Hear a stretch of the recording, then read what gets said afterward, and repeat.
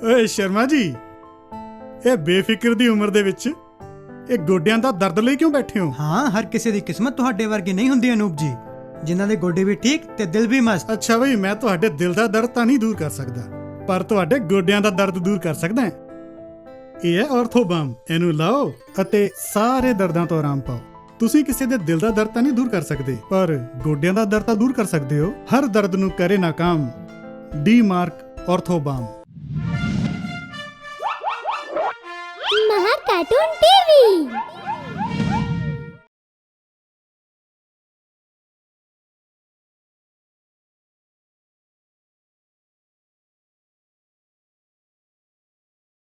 ਬਰਗਦ ਵਾਲੀ ਕੋਠੀ। ਅਵੰਤਿਕਾ ਆਪਣੀ ਮਾਂ ਅਤੇ ਸੌਤੇਲੇ ਪਿਤਾ ਪੌਲ ਦੇ ਨਾਲ ਲੰਡਨ ਦੇ ਬੜੇ ਹੀ ਜਾਣੇ-ਮਾਣੇ ਇਲਾਕੇ ਦੇ ਵਿੱਚ ਰਹਿੰਦੀ ਸੀ। ਅਵੰਤਿਕਾ 5 ਸਾਲ ਦੀ ਸੀ ਜਦੋਂ ਉਸ ਦੀ ਮਾਂ ਉਹਨੂੰ ਇੰਡੀਆ ਤੋਂ ਲੰਡਨ ਲੈ ਆਈ ਸੀ। ਅਵੰਤਿਕਾ ਨੂੰ ਪੌਲ ਤੋਂ ਇੰਨਾ ਲਾਡ ਪਿਆਰ ਮਿਲਿਆ ਕਿ ਉਹਨੇ ਆਪਣੀ ਮਾਂ ਤੋਂ ਆਪਣੇ ਅਸਲੀ ਪਿਤਾ ਦੇ ਬਾਰੇ 'ਚ ਜਾਣਨਾ ਸਹੀ ਹੀ ਨਹੀਂ ਸਮਝਿਆ। ਇੱਕ ਰਾਤ ਜਦ ਅਵੰਤਿਕਾ ਆਪਣੇ ਕਮਰੇ ਵਿੱਚ ਬੇਫਿਕਰ ਹੋ ਕੇ ਸੋ ਰਹੀ ਸੀ, ਉਦੋਂ ਹੀ ਉਹਦੀ ਨੀਂਦ ਕੁਝ ਆਵਾਜ਼ਾਂ ਕਰਕੇ ਟੁੱਟ ਜਾਂਦੀ ਹੈ। ਪੌਲ, ਮੈਂ ਤੁਹਾਨੂੰ ਕਿਹਾ ਸੀ ਨਾ ਕਿ ਤੁਹਾਨੂੰ ਇਹ ਸਭ ਨਹੀਂ ਕਰਨਾ ਚਾਹੀਦਾ। ਤੁਸੀਂ ਸਭ ਕੁਝ ਜਾਣਦੇ ਹੋਏ ਵੀ ਇਹ ਕਿਵੇਂ ਕਰ ਸਕਦੇ ਹੋ? ਹਾਂ, ਤੁਸੀਂ ਇਹ ਸਭ ਜਾਣਬੁੱਝ ਕੇ ਕੀਤਾ ਹੈ। ਨਹੀਂ, ਮੈਂ ਤੁਹਾਡੇ ਤੇ ਹੋਰ ਭਰੋਸਾ ਨਹੀਂ ਕਰ ਸਕਦੀ। ਐਨੇ ਜ਼ੋਰ ਦੀ ਸਾਡੇ ਘਰ 'ਚ ਕੌਣ ਲੜਦਾ ਪਿਆ ਹੈ? ਅਵੰਤਿਕਾ ਆਪਣੀਆਂ ਅੱਖਾਂ ਮਲਦੀ ਹੋਈ ਜਲਦੀ ਹੀ ਖੜੀ ਹੁੰਦੀ ਹੈ ਅਤੇ ਜਿਵੇਂ ਹੀ ਉਹ ਕਮਰੇ 'ਚੋਂ ਬਾਹਰ ਨਿਕਲਦੀ ਹੈ ਤਾਂ ਉਹਦੀਆਂ ਅੱਖਾਂ ਫਟੀਆਂ ਦੀਆਂ ਫਟੀਆਂ ਰਹਿ ਜਾਂਦੀਆਂ ਨੇ। ਪੌਲ ਅਤੇ ਜਾਨਵੀ ਇੰਡੀਆ ਜਾਣ ਤੇ ਬਹਿਸ ਕਰ ਰਹੇ ਸੀ। ਦੇਖ ਜਾਨਵੀ, ਜੇ ਬੀਤੀਆਂ ਗੱਲਾਂ ਨੂੰ ਐਨਾ ਯਾਦ ਕਰੇਂਗੀ ਤਾਂ ਜ਼ਿੰਦਗੀ 'ਚ ਕਦੇ ਵੀ ਅੱਗੇ ਨਹੀਂ ਵੱਧ ਪਾਏਂਗੀ। ਪੌਲ, ਤੁਸੀਂ ਮੇਰੇ ਪਾਸਟ ਬਾਰੇ ਸਭ ਕੁਝ ਚੰਗੀ ਤਰ੍ਹਾਂ ਜਾਣਦੇ ਹੋ। ਉਸ ਜ਼ਮੀਨ ਤੇ ਇਨਸਾਨ ਨਹੀਂ ਰਹਿੰਦੇ, ਫਿਰ ਵੀ ਤੁਹਾਨੂੰ ਲੱਗਦਾ ਹੈ ਕਿ ਮੈਨੂੰ ਵਾਪਸ ਜਾਣਾ ਚਾਹੀਦਾ ਹੈ। ਮੈਨੂੰ ਸਭ ਕੁਝ ਪਤਾ ਹੈ, ਇਸ ਲਈ ਕਹਿ ਰਿਹਾ ਹਾਂ, ਇਹ ਸਭ ਫਾਲਤੂ ਦੀਆਂ ਗੱਲਾਂ ਨੇ। ਪੁਰਾਣੇ ਟਾਈਮ 'ਚ ਕਿਸੇ ਨੇ ਕਹਾਣੀ ਬਣਾ ਦਿੱਤੀ ਹੋਊਗੀ ਅਤੇ ਤੂੰ ਹਲੇ ਤੱਕ ਉਹਨੂੰ ਸੱਚ ਸਮਝੀ ਜਾ ਰਹੀ ਹੈ। ਕਿੰਨੇ ਸਾਲਾਂ ਤੋਂ ਤੂੰ ਇੱਥੇ ਹੀ ਹੈ, ਕਦੇ ਕੁਝ ਹੋਇਆ? ਤੈਨੂੰ ਇੱਕ ਵਾਰ ਆਪਣੀ ਮਾਂ ਨਾਲ ਜ਼ਰੂਰ ਮਿਲਣ ਜਾਣਾ ਚਾਹੀਦਾ ਹੈ। ਅਵੰਤਿਕਾ ਦਰਵਾਜ਼ੇ ਦੇ ਕੋਲ ਖੜੀ ਸਭ ਕੁਝ ਸੁਣ ਰਹੀ ਸੀ, ਪਰ ਅਸਲੀ ਗੱਲ ਤੋਂ ਅਣਜਾਣ ਉਸ ਤੋਂ ਰਿਹਾ ਨਹੀਂ ਜਾਂਦਾ ਅਤੇ ਉਹ ਸਿੱਧਾ ਆਪਣੇ ਮੰਮੀ ਪਾਪਾ ਦੇ ਕੋਲ ਪਹੁੰਚ ਜਾਂਦੀ ਹੈ। ਤੁਸੀਂ ਦੋਵੇਂ ਇੰਨੀ ਰਾਤ ਨੂੰ ਇੱਥੇ ਕੀ ਕਰ ਰਹੇ ਹੋ ਅਤੇ ਤੁਸੀਂ ਕਿੱਥੇ ਜਾਣ ਦੀਆਂ ਗੱਲਾਂ ਕਰ ਰਹੇ ਹੋ? ਪੁੱਤ, ਕੁਝ ਨਹੀਂ, ਤੂੰ ਜਾ ਕੇ ਸੋ ਜਾ। ਅਸੀਂ ਕਿੱਥੇ ਨਹੀਂ ਜਾ ਰਹੇ। ਅਵੰਤਿਕਾ ਨੂੰ ਕੁਝ ਗੜਬੜ ਮਹਿਸੂਸ ਹੁੰਦੀ ਹੈ ਅਤੇ ਉਹ ਉਲਝਣ ਭਰੀ ਅੱਖਾਂ ਨਾਲ ਆਪਣੇ ਪਿਤਾ ਪੌਲ ਵੱਲ ਦੇਖਦੀ ਹੈ। ਪਾਪਾ, ਮਾਂ ਮੇਰੇ ਤੋਂ ਜ਼ਰੂਰ ਕੁਝ ਲੁਕਾ ਰਹੇ ਨੇ। ਤੁਸੀਂ ਮੈਨੂੰ ਸੱਚ-ਸੱਚ ਦੱਸੋ ਕਿ ਤੁਸੀਂ ਦੋਵੇਂ ਕਿਸ ਬਾਰੇ 'ਚ ਗੱਲ ਕਰ ਰਹੇ ਹੋ? ਪੌਲ ਅਤੇ ਜਾਨਵੀ ਇੱਕ ਦੂਜੇ ਵੱਲ ਹੈਰਾਨ ਹੋ ਕੇ ਦੇਖਦੇ ਨੇ। ਅਵੰਤਿਕਾ ਤੋਂ ਇਹ ਖਾਮੋਸ਼ੀ ਬਰਦਾਸ਼ਤ ਨਹੀਂ ਹੁੰਦੀ ਅਤੇ ਉਹ ਫੇਰ ਪੁੱਛਦੀ ਹੈ, ਦੇਖੋ, ਤੁਸੀਂ ਦੋਵੇਂ ਮੇਰੇ ਤੋਂ ਜ਼ਰੂਰ ਕੁਝ ਲੁਕਾ ਰਹੇ ਹੋ, ਨਹੀਂ ਤਾਂ ਇੰਨੀ ਰਾਤ ਨੂੰ 3 ਵਜੇ ਇੰਜ ਕਮਰੇ ਤੋਂ ਬਾਹਰ ਤੁਸੀਂ ਕੀ ਗੱਲਾਂ ਕਰੋਗੇ? ਪਾਪਾ, ਮਾਂ ਤੇ ਮੈਨੂੰ ਕੁਝ ਨਹੀਂ ਦੱਸਣ ਵਾਲੇ। ਤੁਸੀਂ ਤਾਂ ਦੱਸੋ, ਇਹ ਸਭ ਕੀ ਚੱਲ ਰਿਹਾ ਹੈ? ਅਵੰਤਿਕਾ ਦੇ ਸਵਾਲ ਪੌਲ ਅਤੇ ਜਾਨਵੀ ਨੂੰ ਉਲਝਣ ਦੇ ਵਿੱਚ ਪਾ ਦਿੰਦੇ ਨੇ ਅਤੇ ਦੋਵੇਂ ਜਵਾਬ ਦੇ ਲਈ ਇੱਕ ਦੂਜੇ ਦਾ ਮੂੰਹ ਦੇਖਣ ਲੱਗਦੇ ਨੇ। ਹੁਣ ਤੁਸੀਂ ਕੁਝ ਬੋਲੋਗੇ ਵੀ? ਓ ਮਾਈ ਚਾਈਲਡ, ਇਹੋ ਜੀ ਕੋਈ ਗੱਲ ਨਹੀਂ, ਤੂੰ ਜਾ ਕੇ ਸੋ ਜਾ। ਆਪਾਂ ਇਸ ਬਾਰੇ 'ਚ ਕੱਲ ਗੱਲ ਕਰਾਂਗੇ।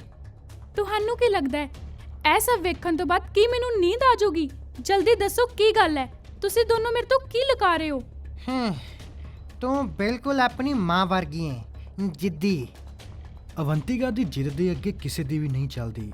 ਆਪਣੀ ਜਾਨ ਤੋਂ ਪਿਆਰੀ ਕੁੜੀ ਨੂੰ ਜਿੱਦ ਕਰਦਾ ਦੇਖ ਪੌਲ ਤੋਂ ਰਿਹਾ ਨਹੀਂ ਜਾਂਦਾ ਅਤੇ ਉਹ ਅਵੰਤਿਕਾ ਨੂੰ ਸਭ ਕੁਝ ਦੱਸ ਦਿੰਦਾ ਹੈ। ਦਰਅਸਲ ਤੇਰੀ ਮਾਂ ਨੂੰ ਕੁਝ ਦਿਨਾਂ ਦੇ ਲਈ ਇੰਡੀਆ ਜਾਣਾ ਹੈ। ਤੇਰੀ ਨਾਨੀ ਦੀ ਸਿਹਤ ਠੀਕ ਨਹੀਂ। ਆਪਣੀ ਨਾਨੀ ਦੇ ਬਾਰੇ 'ਚ ਸੁਣਦੇ ਹੀ ਅਵੰਤਿਕਾ ਦੇ ਪੈਰਾਂ ਥੱਲਿਓਂ ਧਰਤੀ ਖਿਸਕ ਜਾਂਦੀ ਹੈ। ਕੀ? ਨਾਨੀ? ਮੇਰੀ ਕੋਈ ਨਾਨੀ ਵੀ ਹੈ? ਮੈਨੂੰ ਇਸ ਬਾਰੇ 'ਚ ਕਿਸੇ ਨੇ ਕਿਉਂ ਨਹੀਂ ਦੱਸਿਆ?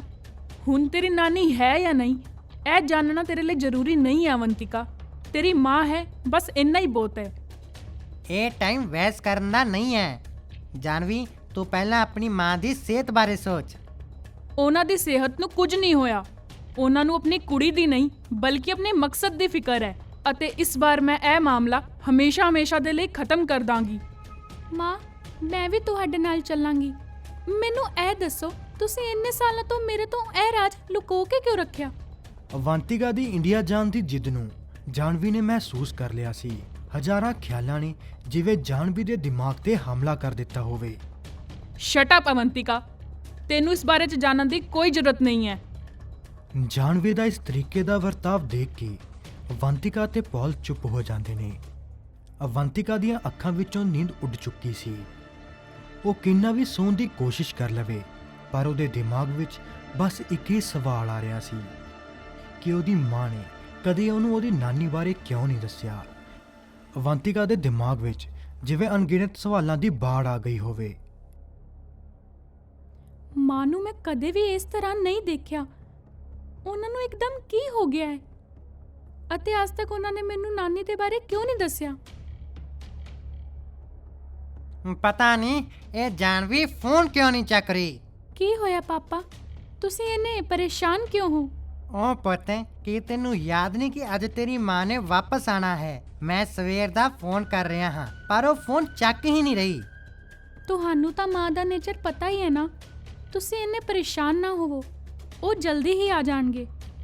ਅਵੰਤਿਕਾ ਤੇ ਪੌਲ ਗੱਲ ਕਰ ਹੀ ਰਹੇ ਹੁੰਦੇ ਨੇ ਕਿ ਅਵੰਤਿਕਾ ਨੂੰ ਇੱਕ ਅਣਜਾਣ ਨੰਬਰ ਤੋਂ ਕਾਲ ਆਂਦੀ ਹੈ। ਇਹ ਕੌਣ ਹੈ? ਹੈਲੋ। ਦੂਸਰੇ ਪਾਸਿਓਂ ਨੈਟਵਰਕ 'ਚ ਗੜਬੜੀ ਕਰਕੇ ਆਵਾਜ਼ ਕੱਟੀ ਸੁਣਦੀ ਹੈ। ਅਵੰਤਿਕਾ ਬਾਰ-ਬਾਰ ਸਮਝਣ ਦੀ ਕੋਸ਼ਿਸ਼ ਕਰਦੀ ਹੈ, ਪਰ ਉਹਨੂੰ ਕੁਝ ਵੀ ਠੀਕ ਤਰ੍ਹਾਂ ਸਮਝ ਨਹੀਂ ਆਉਂਦਾ। ਉਦੋਂ ਹੀ ਅਵੰਤਿਕਾ ਜ਼ੋਰ ਦੀ ਚੀਕਦੀ ਹੈ। ਓਹੋ, ਕੌਣ ਹੈ? ਜਰਾ ਠੀਕ ਨਾਲ ਗੱਲ ਕਰੋਗੇ? ਅਵੰਤਿਕਾ, ਤੇਰੀ ਮਾਂ ਦਾ ਐਕਸੀਡੈਂਟ ਹੋ ਗਿਆ ਹੈ। ਤੂੰ ਜਲਦੀ ਹੀ ਇੰਡੀਆ ਆ ਜਾ। ਇਹ ਕਿਹੋ ਜਿਹਾ ਘਟੀਆ ਮਜ਼ਾਕ ਹੈ? ਕੌਣ ਬੋਲ ਰਿਹਾ ਹੈ? ਮੈਂ ਤੇਰੀ ਨਾਨੀ ਬੋਲ ਰਹੀ ਹਾਂ ਅਵੰਤਿਕਾ। ਇੰਨਾ ਸੁਣਦੇ ਹੀ ਫੋਨ ਆਪੇ ਕੱਟ ਜਾਂਦਾ ਹੈ ਅਤੇ ਅਵੰਤਿਕਾ ਚਿੱਟੇ ਪਏ ਮੂੰਹ ਦੇ ਨਾਲ ਪੌਲ ਨੂੰ ਦੇਖਣ ਲੱਗਦੀ ਹੈ। ਕੀ ਹੋਇਆ? ਕਿਹਦਾ ਫੋਨ ਸੀ? ਪਾਪਾ, ਨਾਨੀ ਦਾ ਫੋਨ ਸੀ। ਕੀ? ਉਹ ਬੋਲ ਰਹੀ ਸੀ ਕਿ ਮਾਂ ਦਾ ਐਕਸੀਡੈਂਟ ਹੋ ਗਿਆ ਹੈ। ਸਾਨੂੰ ਹੁਣੇ ਹੀ ਇੰਡੀਆ ਲਈ ਨਿਕਲਣਾ ਹੋਊਗਾ। ਅਵੰਤਿਕਾ ਤੇ ਪੌਲ ਨੇ ਇੱਕ ਸੈਕਿੰਡ ਵੀ ਬਰਬਾਦ ਨਹੀਂ ਕੀਤਾ ਅਤੇ ਉਹ ਤੁਰੰਤ ਹੀ ਇੰਡੀਆ ਦੇ ਲਈ ਨਿਕਲ ਗਏ।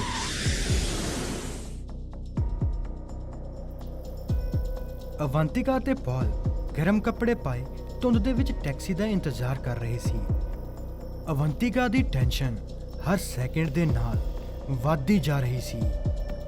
ਓ ਗॉड, ਇਸ ਧੁੰਦ ਕਰਕੇ ਤਾਂ ਕੁਝ ਵੀ ਚੰਗੀ ਤਰ੍ਹਾਂ ਨਹੀਂ ਦਿਖ ਰਿਹਾ। ਪਾਪਾ, ਸਾਨੂੰ ਜਲਦ ਹੀ ਇੱਥੋਂ ਨਿਕਲਣਾ ਚਾਹੀਦਾ ਹੈ। ਮੇਰੇ ਫੋਨ ਦੇ ਨੈਟਵਰਕ ਵੀ ਚਲੇ ਗਏ। ਸੱਚ ਬੋਲ ਰਹੀ ਹੈ। ਇੱਥੇ ਇੰਨੀ ਖਾਮੋਸ਼ੀ ਹੈ ਕਿ ਮੈਂ ਆਪਣੀ ਖੁਦ ਦੀ ਧੜਕਣ ਤੋਂ ਹੀ ਡਰ ਰਿਹਾ ਹਾਂ। ਉੱਥੇ ਇੱਕ ਟੈਕਸੀ ਵਾਲਾ ਹੈ ਸ਼ਾਇਦ, ਉਸ ਤੋਂ ਪੁੱਛਦੇ ਹਾਂ। ਓਏ ਸ਼ਰਮਾ ਜੀ, ਇਹ ਬੇਫਿਕਰ ਦੀ ਉਮਰ ਦੇ ਵਿੱਚ ਇਹ ਗੋਡਿਆਂ ਦਾ ਦਰਦ ਲਈ ਕਿਉਂ ਬੈਠੇ ਹੋ? ਹਾਂ, ਹਰ ਕਿਸੇ ਦੀ ਕਿਸਮਤ ਤੁਹਾਡੇ ਵਰਗੀ ਨਹੀਂ ਹੁੰਦੀ ਅਨੂਪ ਜੀ, ਜਿਨ੍ਹਾਂ ਦੇ ਗੋਡੇ ਵੀ ਠੀਕ ਤੇ ਦਿਲ ਵੀ ਮਸਤ। ਅੱਛਾ ਬਈ, ਮੈਂ ਤੁਹਾਡੇ ਦਿਲ ਦਾ ਦਰਦ ਤਾਂ ਨਹੀਂ ਦੂਰ ਕਰ ਸਕਦਾ, ਪਰ ਤੁਹਾਡੇ ਗੋਡਿਆਂ ਦਾ ਦਰਦ ਦੂਰ ਕਰ ਸਕਦਾ ਹਾਂ। ਇਹ ਹੈ ਆਰਥੋਬਾਮ। ਇਹਨੂੰ ਲਾਓ ਅਤੇ ਸਾਰੇ ਦਰਦਾਂ ਤੋਂ ਆਰਾਮ ਪਾਓ। ਤੁਸੀਂ ਕਿਸੇ ਦੇ ਦਿਲ ਦਾ ਦਰਦ ਤਾਂ ਨਹੀਂ ਦੂਰ ਕਰ ਸਕਦੇ, ਪਰ ਗੋਡਿਆਂ ਦਾ ਦਰਦ ਤਾਂ ਦੂਰ ਕਰ ਸਕਦੇ ਹੋ। ਹਰ ਦਰਦ ਨੂੰ ਕਰੇ ਨਾਕਾਮ ਡੀ ਮਾਰਕ ਆਰਥੋਬਾਮ। ਹੈਲੋ ਮਿਸਟਰ, ਅਸੀਂ ਬਰਕਤ ਵਾਲੀ ਕੋਠੀ ਦੇ ਕੋਲ ਜਾਣਾ ਹੈ। ਤੁਹਾਡੇ ਚੋਂ ਕੌਣ ਲੈ ਕੇ ਜਾਊਗਾ? ਕੀ ਬਰਕਤ ਵਾਲੀ ਕੋਠੀ? ਉੱਥੇ ਤਾਂ ਉਹੀ ਜਾਊਗਾ ਜਿਹਨੂੰ ਆਪਣੀ ਜਾਨ ਨਾਲ ਪਿਆਰ ਨਾ ਹੋਵੇ। ਵੈਸੇ ਤੁਹਾਨੂੰ ਉੱਥੇ ਜਾਣ ਬਾਰੇ ਸਲਾਹ ਕਿਹਨੇ ਦਿੱਤੀ? ਓ ਭਾਈ, ਇਹ ਵੀ ਇੱਥੇ ਘੁੰਮਣ ਆਏ ਹੋਣਗੇ। ਜ਼ਰੂਰ ਇੰਟਰਨੈਟ ਤੋਂ ਲੱਭਿਆ ਹੋਊਗਾ ਇਹਨਾਂ ਨੇ। ਅਵੰਤਿਕਾ ਦੀ ਟੈਨਸ਼ਨ ਵੱਧਦੀ ਹੀ ਜਾ ਰਹੀ ਸੀ। ਅਚਾਨਕ ਅਵੰਤਿਕਾ ਨੂੰ ਆਪਣੀ ਨਾਨੀ ਦੀ ਆਵਾਜ਼ ਸੁਣਾਈ ਦਿੰਦੀ ਹੈ। ਅਵੰਤਿਕਾ। ਪੌਲ ਅਤੇ ਡਰਾਈਵਰ ਦੀਆਂ ਆਵਾਜ਼ਾਂ ਹੌਲੀ-ਹੌਲੀ ਘੱਟ ਹੋ ਜਾਂਦੀਆਂ ਨੇ।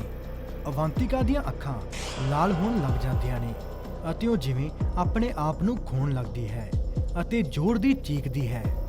ਉਹ ਸਾਡਾ ਘਰ ਹੈ, ਸਮਝਿਆ? ਹੁਣ ਦੱਸ, ਚੱਲੇਗਾ ਜਾਂ ਨਹੀਂ? ਹਾਂ?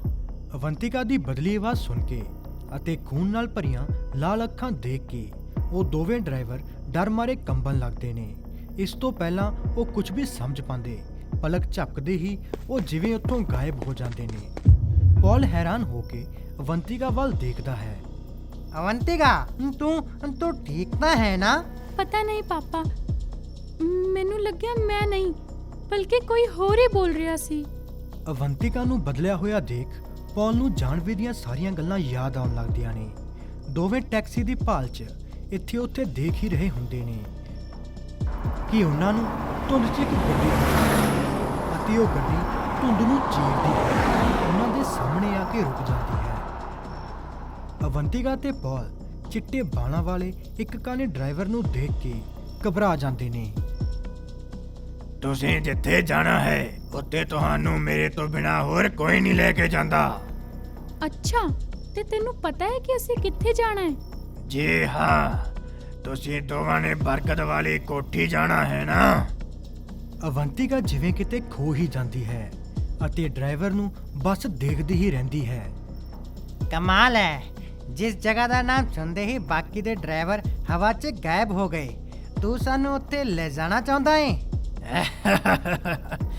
ਉਹ ਫਰੰਗੀ ਬਾਬੂ, ਇਹ ਸਾਰੇ ਤਾਂ ਅੱਜ ਦੇ ਬੱਚੇ ਨੇ ਜਿਹੜੇ ਜੰਗਲ ਦੀਆਂ ਕਹਾਣੀਆਂ ਤੇ ਵਿਸ਼ਵਾਸ ਕਰਦੇ ਨੇ। ਮੇਰਾ ਘਰ ਉੱਧਰ ਹੀ ਹੈ, ਮੈਂ ਇਸ ਲਈ ਤੁਹਾਡੇ ਤੋਂ ਪੁੱਛਿਆ। ਵੈਸੇ ਵੀ ਤੁਹਾਨੂੰ ਇਸ ਵਕਤ ਹੋਰ ਕੋਈ ਟੈਕਸੀ ਨਹੀਂ ਮਿਲ ਸਕਦੀ। ਇਹ ਗੱਲ ਸੁਣਦੇ ਹੀ ਅਵੰਤਿਕਾ ਪੌਲ ਵੱਲ ਦੇਖਦੀ ਹੈ।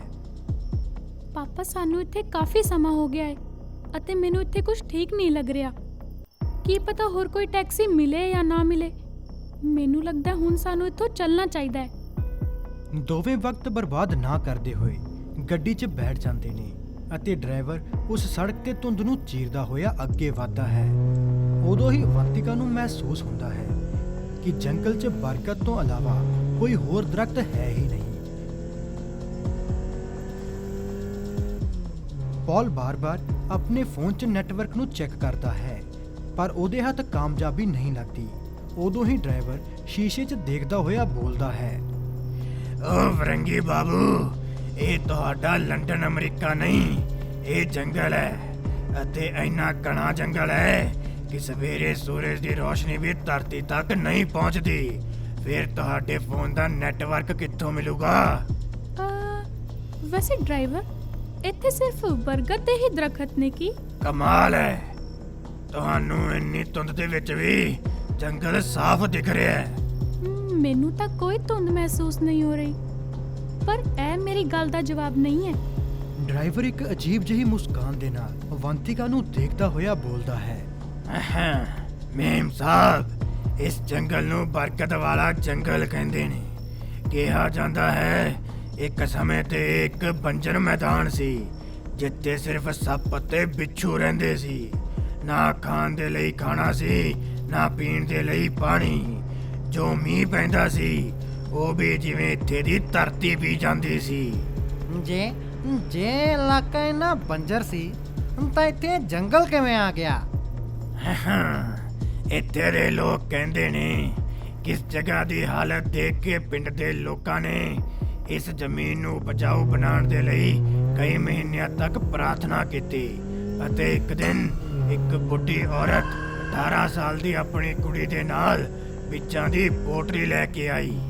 ਅਵੰਤਿਕਾ ਤੇ ਪੌਲ ਡਰਾਈਵਰ ਦੀਆਂ ਗੱਲਾਂ ਦੇ ਵਿੱਚ ਖੋਣ ਲੱਗ ਜਾਂਦੇ ਨੇ। ਉਦੋਂ ਹੀ ਅਵੰਤਿਕਾ ਨੂੰ ਮਹਿਸੂਸ ਹੁੰਦਾ ਹੈ ਕਿ ਜਿਵੇਂ ਲਾਲ ਅੱਖਾਂ ਉਹਨੂੰ ਜੰਗਲ ਦੀ ਗਹਿਰਾਈਆਂ ਵਿੱਚੋਂ ਘੂਰ ਰਹੀਆਂ ਹੁੰਦੀਆਂ ਨੇ। ਪੋਟਲੀ? ਕੀ ਸੀ ਉਸ ਪੋਟਲੀ 'ਚ? ਕਹਿੰਦੇ ਨੇ ਇਸ ਪੋਟਲੀ 'ਚ ਇਹ ਸਾਰਾ ਜੰਗਲ ਸੀ। ਜਿਵੇਂ ਹੀ ਇਸ ਬੁੜੀ ਨੇ ਬੀਜ ਧਰਤੀ 'ਚ ਕੱਢੇ, ਅਗਲੇ ਹੀ ਪਲ ਇੱਥੇ ਹਰੇ ਭਰੇ ਦਰਖਤ ਆ ਗਏ। ਫਿਰ ਅਵੰਤਿਕਾ ਡਰਾਈਵਰ ਦੀਆਂ ਗੱਲਾਂ 'ਚ ਇਸ ਤਰ੍ਹਾਂ ਖੋ ਜਾਂਦੀ ਹੈ ਕਿ ਜਿਵੇਂ ਉਹਨੂੰ ਇਹ ਸਾਰਾ ਕਿੱਸਾ ਉਹਦੇ ਸਾਹਮਣੇ ਹੁੰਦਾ ਹੋਇਆ ਦਿਖ ਰਿਹਾ ਹੋਵੇ। ਫੇਰ ਕੀ, ਬੁੜੀ ਔਰਤ ਨੇ ਇੱਥੇ ਪਿੰਡ ਵਾਲਿਆਂ ਨਾਲ ਇੱਕ ਸੌਦਾ ਕੀਤਾ ਕਿ ਜਦੋਂ ਇਸ ਜੰਗਲ ਨੂੰ ਜ਼ਰੂਰਤ ਹੋਗੀ ਤਾਂ ਇਸ ਪਿੰਡ ਦੇ ਲੋਕਾਂ ਨੂੰ ਇਸ ਜੰਗਲ ਦੀ ਭੁੱਖ ਖਤਮ ਕਰਨੀ ਪਊਗੀ। ਕੁਝ ਮਹੀਨਿਆਂ ਤੱਕ ਤਾਂ ਸਭ ਕੁਝ ਠੀਕ ਸੀ। ਇੱਥੇ ਦੇ ਸਾਰੇ ਪਿੰਡ ਵਾਲੇ ਖੁਸ਼ੀ ਨਾਲ ਰਹਿਣ ਲੱਗੇ ਅਤੇ ਫਿਰ ਇੱਕ ਦਿਨ ਲਓ ਤੁਹਾਡੀ ਮੰਜ਼ਲ ਆ ਗਈ, ਬਰਕਤ ਵਾਲੀ ਕੋਠੀ। ਅਵੰਤਿਕਾ ਤੇ ਪੌਲ ਖਿੜਕੀ 'ਚੋਂ ਬਾਹਰ ਦੇਖਦੇ ਨੇ ਕਿ ਇੱਕ ਵੱਡੀ ਕੋਠੀ ਹੈ ਜੋ ਸਿਰਫ ਬਰਕਤ ਦੀਆਂ ਜੜ੍ਹਾਂ ਦੇ ਨਾਲ ਢਕੀ ਹੋਈ ਹੈ। ਦਰਵਾਜ਼ੇ ਦੇ ਦੋਵੇਂ ਪਾਸੇ ਵੱਡੇ ਵੱਡੇ ਖੰਭੇ ਨੇ ਜਿਨ੍ਹਾਂ ਦੀ ਰੋਸ਼ਨੀ ਵੀ ਜੰਗਲ 'ਚ ਕਿਤੇ ਦੱਬ ਹੀ ਰਹੀ ਹੈ। ਪੌਲ ਇਸ ਨਜ਼ਾਰੇ ਨੂੰ ਦੇਖ ਕੇ ਡਰ ਮਾਰੇ ਜੰਮ ਜਾਂਦਾ ਹੈ। ਇਸ ਲਈ ਜਾਨਵੀ ਨੂੰ ਇਹ ਜਗ੍ਹਾ ਪਸੰਦ ਨਹੀਂ ਸੀ। ਹੁਣ ਇੰਨੀ ਡਰਾਵਨੀ ਜਗ੍ਹਾ ਤੇ ਰਹਿਣ ਵਾਲੇ ਸਿਰਫ ਭੂਤ ਪ੍ਰੇਤ ਅਤੇ ਜਾਦੂ ਦੀਆਂ ਗੱਲਾਂ ਹੀ ਕਰ ਸਕਦੇ ਨੇ। ਚੱਲ ਪੁੱਤ, ਸਾਨੂੰ ਜਲਦੀ ਅੰਦਰ ਜਾਣਾ ਚਾਹੀਦਾ ਹੈ। ਇੱਕ ਮਿੰਟ ਪਾਪਾ, ਤੁਸੀਂ ਕਹਾਣੀ ਪੂਰੀ ਨਹੀਂ ਕੀਤੀ। ਫਿਰ ਕੀ ਹੁੰਦਾ ਹੈ? ਓ ਮੇਮ ਸਾਹਿਬ, ਇਹ ਸੁਣੀਆਂ ਸੁਣਾਈਆਂ ਗੱਲਾਂ ਨੇ। ਵੈਸੇ ਕਹਿੰਦੇ ਨੇ ਕਿ ਇੱਕ ਰਾਤ ਜੰਗਲ 'ਚੋਂ ਚੀਕਣ ਦੀਆਂ ਆਵਾਜ਼ਾਂ ਆਉਣ ਲੱਗੀਆਂ ਅਤੇ ਹੌਲੀ-ਹੌਲੀ ਇੱਥੇ ਦੇ ਬੰਦੇ ਗਾਇਬ ਹੋਣ ਲੱਗੇ। ਇਹ ਸੁਣਦੇ ਹੀ ਪੌਲ ਅਤੇ ਅਵੰਤਿਕਾ ਦੇ ਹੋਸ਼ ਉੱਡ ਜਾਂਦੇ ਨੇ। ਇੱਥੇ ਕੋਈ ਹੈ ਵੀ ਜਾਂ ਨਹੀਂ? ਅਵੰਤਿਕਾ, ਮੈਨੂੰ ਲੱਗਦਾ ਹੈ ਕਿ ਜਾਨਵੀ ਸੱਚ ਹੀ ਕਹਿੰਦੀ ਸੀ। ਇੱਥੇ ਕੁਛ ਤਾਂ ਗੜਬੜ ਹੈ। ਪੌਲ ਆਪਣੀ ਗੱਲ ਪੂਰੀ ਕਰ ਪਾਉਂਦਾ ਉਸ ਤੋਂ ਪਹਿਲਾਂ ਹੀ ਅਵੰਤਿਕਾ ਦਰਵਾਜ਼ੇ ਤੇ ਹੱਥ ਰੱਖਦੀ ਹੈ ਅਤੇ ਉਹਨੂੰ ਪਤਾ ਚੱਲਦਾ ਹੈ ਕਿ ਦਰਵਾਜ਼ਾ ਪਹਿਲਾਂ ਤੋਂ ਹੀ ਖੁੱਲ੍ਹਾ ਹੈ। ਦੋਵੇਂ ਖੁਦ ਨੂੰ ਸੰਭਾਲਦੇ ਹੋਏ ਅੰਦਰ ਜਾਂਦੇ ਨੇ ਅਤੇ ਇੱਧਰ-ਉੱਧਰ ਦੇਖਣ ਲੱਗਦੇ ਨੇ। ਪਾਪਾ, ਇੱਥੇ ਤਾਂ ਬਹੁਤ ਹਨੇਰਾ ਹੈ ਅਤੇ ਇਹ ਬਦਬੂ ਕਿਸ ਚੀਜ਼ ਦੀ ਆ ਰਹੀ ਹੈ? ਰੁਕ, ਮੈਂ ਮੋਬਾਈਲ ਦੀ ਟਾਰਚ ਔਨ ਕਰਦਾ ਹਾਂ। ਪੌਲ ਅਤੇ ਅਵੰਤਿਕਾ ਡਰ ਮਾਰੇ ਚੀਕਦੇ ਹੋਏ ਇੱਧਰ-ਉੱਧਰ ਭੱਜਣ ਲੱਗਦੇ ਨੇ ਤੇ ਉਦੋਂ ਹੀ ਇੱਕ ਕੁੜੀ ਦੀ ਜ਼ੋਰ ਦੀ ਆਵਾਜ਼ ਆਉਂਦੀ ਹੈ। ਇਹ ਟਾਰਚ ਬੰਦ ਕਰੋ, ਚਮਕਾਦੜੇ ਤੋਂ ਡਰ ਰਹੇ ਨੇ। ਅਵੰਤਿਕਾ ਦੇ ਟਾਰਚ ਬੰਦ ਕਰਦੇ ਹੀ ਇੱਕ 20 ਸਾਲ ਦੀ ਕੁੜੀ ਲਾਲਟੈਨ ਲੈ ਕੇ ਕੋਨੇ ਚੋਂ ਨਿਕਲ ਕੇ ਉਹਨਾਂ ਦੇ ਸਾਹਮਣੇ ਆਉਂਦੀ ਹੈ। ਤੂੰ ਜ਼ਰੂਰ ਇੱਥੇ ਦੀ ਨੌਕਰਾਨੀ ਹੋਏਂਗੀ। ਜਾਂ ਨਾਨੀ ਨੂੰ ਬੋਲ, ਅਸੀਂ ਆ ਗਏ ਹਾਂ। ਮੈਂ ਇੱਥੇ ਦੀ ਕੋਈ ਨੌਕਰਾਨੀ ਨਹੀਂ ਆ। ਅਤੇ ਕਿਹੜੀ ਨਾਨੀ? ਇੱਥੇ ਜੋ ਬੁੱਢੀ ਰਹਿੰਦੀ ਸੀ ਉਹ ਤਾਂ ਕਾਫੀ ਸਾਲਾਂ ਪਹਿਲਾਂ ਮਰ ਚੁੱਕੀ ਹੈ। ਇਹ ਗੱਲ ਸੁਣਦੇ ਹੀ ਅਵੰਤਿਕਾ ਤੇ ਪੌਲ ਦੇ ਹੋਸ਼ ਉੱਡ ਜਾਂਦੇ ਨੇ। ਜੇ ਤੁਹਾਨੂੰ ਇਹ ਵੀਡੀਓ ਪਸੰਦ ਆਇਆ ਹੋਵੇ ਤਾਂ ਲਾਈਕ, ਸ਼ੇਅਰ, ਕਮੈਂਟ ਜ਼ਰੂਰ ਕਰਿਓ ਤੇ ਸਭ ਤੋਂ ਪਹਿਲਾਂ ਸਾਡੇ ਵੀਡੀਓਜ਼ ਦੇਖਣ ਲਈ ਚੈਨਲ ਸਬਸਕ੍ਰਾਈਬ ਕਰੋ ਤੇ ਬੈਲ ਆਈਕਨ ਤੇ ਕਲਿੱਕ ਕਰਨਾ ਨਾ ਭੁੱਲਿਓ। ਤੁਸੀਂ ਕਿਸੇ ਦੇ ਦਿਲ ਦਾ ਦਰਦ ਤਾਂ ਨਹੀਂ ਦੂਰ ਕਰ ਸਕਦੇ, ਪਰ ਗੋਡਿਆਂ ਦਾ ਦਰਦ ਤਾਂ ਦੂਰ ਕਰ ਸਕਦੇ ਹੋ। ਹਰ ਦਰਦ ਨੂੰ ਕਰੇ ਨਾਕਾਮ ਡੀ ਮਾਰਕ ਆਰਥੋਬਾਮ।